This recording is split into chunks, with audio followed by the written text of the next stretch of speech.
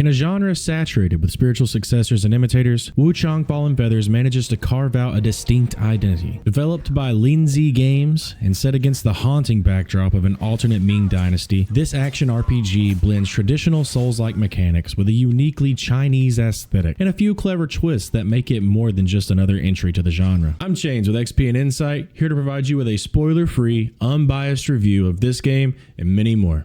Now, let's chat about Wuchang Fallen Feathers. At its core, Wuchang is a Souls-like through and through. Deliberate combat, punishing difficulty, and a world that demands exploration and mastery. But where it stands out is in its fluidity and flexibility. Combat leans more toward dodging than parrying. Although some weapons do allow you to parry, some even have parrying baked into the primary attack. Wuchang has a faster, more reactive feel than many of its peers. The game introduces mechanics like Skyborn Might and a madness gauge that is somewhat reminiscent of Insight in Bloodborne, which adds layers of a risk-reward strategy. As your character's madness increases, so does her damage output, but at the cost of taking more damage herself. It's a clever system that encourages aggressive play while also keeping the tension very high. Throughout my playthrough, the combat felt solid. I loved experimenting with playstyles I've not seen in this genre before, even if some go against all I've ever learned in Souls-likes. At first, I even thought it was going to be one of the easier ones to learn, and it was, but it takes a lot of repetition to master, just like the rest. The world of Wuchang is sprawling and interconnected, with biomes ranging from misty forests to crumbling towns and eerie caves. The level design is thoughtful, often looping back on itself in satisfying ways that reward exploration just like so many Souls-likes before it. The art direction is a standout, rich in cultural detail and dripping with atmosphere. From grotesque creatures to the unnatural NPCs. Well, look who's back. Feeling lost, are we?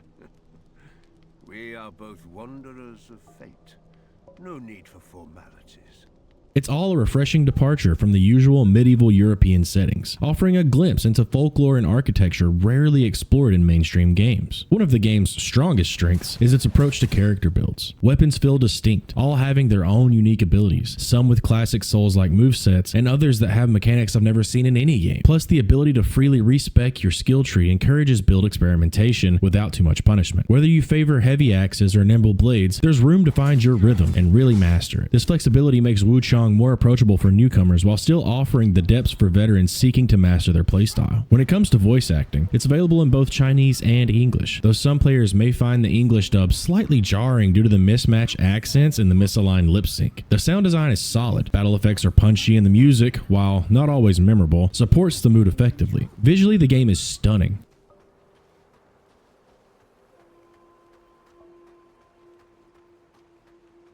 Though it has faced some technical hiccups, particularly on consoles, with frame rate drops and occasional stuttering. And on this note, I feel as though the PC version relies on DLSS or other frame generation software too much, which in my opinion is annoying. It works, sure, but more and more games are relying on frame gen software, and I just wish the devs would work more on performance stabilization instead of relying on the new AI software coming out these days. Without diving into spoilers, Wuchang tells a story that's more direct than most Souls-likes, relying on less cryptic item descriptions and more on traditional dialogue.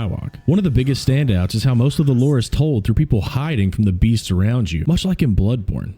Young lady, are you infected too? Since the feathering outbreak in Worship's Rise, many have fallen ill.